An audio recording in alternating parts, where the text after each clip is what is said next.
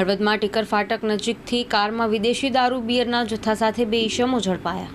હળવદ પોલીસે કાર તથા દારૂ બિયરની નાની મોટી કુલ 250 બોટલોનો મુદ્દામાલ કબજે કર્યો છે। ત્યારે હળવદ પોલીસ ટીમ પેટ્રોલિંગમાં હોય તે દરમિયાન મળેલ બાતમીના આધારે હળવદમાં ટીકર ફાટક નજીકમાં કારમાં વિદેશી દારૂના બિયરના જથ્થા સાથે હેરાફેરી કરતા બે શખ્સોને ઝડપી લેવાયા હતા।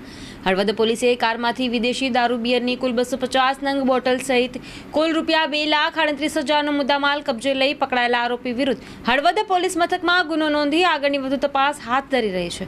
પોલીસ સ્ટાફને મળેલ બાતમીના આધારે હળવદ ટીકર ફાટક નજીકથી વોક્સવેગન કંપનીની પોલો કાર રજિસ્ટ્રેશન નંબર GJ5JH1741 લઈ નીકળેલ કારને રોકી તેની તલાશી લેતા કારમાંથી વિદેશી દારૂની અલગ અલગ બ્રાન્ડની નાની મોટી 204 બોટલ તથા બિયરના 46 ટીન મળી આવ્યા હતા।